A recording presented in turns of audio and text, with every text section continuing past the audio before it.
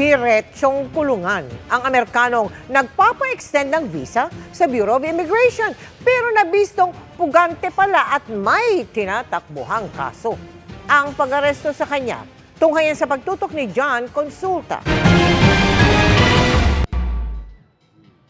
Extension ng visa ang pakidapat ng Amerikanong ito sa tanggapan ng BI. Pero pagpasok sa kwartong ito, kinorner na siya ng mga tauhan ng Bureau of Immigration Fugitive Search Unit. We're agents from Bureau of Immigration Fugitive Search Unit, okay?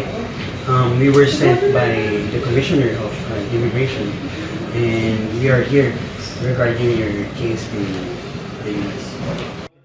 Ayon sa BI, nagpunta sa Pilipinas ang puganting Amerikano para makaiwas sa kanyang kasong sexual assault sa US. Sinasabing nagtrabaho bilang isang masahista sa US at inabuso niya or pinagsamantalahan niya yung kanyang kliyente. Mismong US Embassy ang nagbigay ng impormasyon para mahuli ang kanilang kababayan na noong July 2024 pa may warrant kaugnay sa panggagahasa niya sa isang sineserbisyo ang kliyente. Inaalam ngayon ng BI kung may local case ang dayuhan bago ipadeport pabalik ng US. Sinusubukan pa namin makuha ang kanyang panig habang nakakulong sa BI Detention Facility sa Camp Bagong Diwa.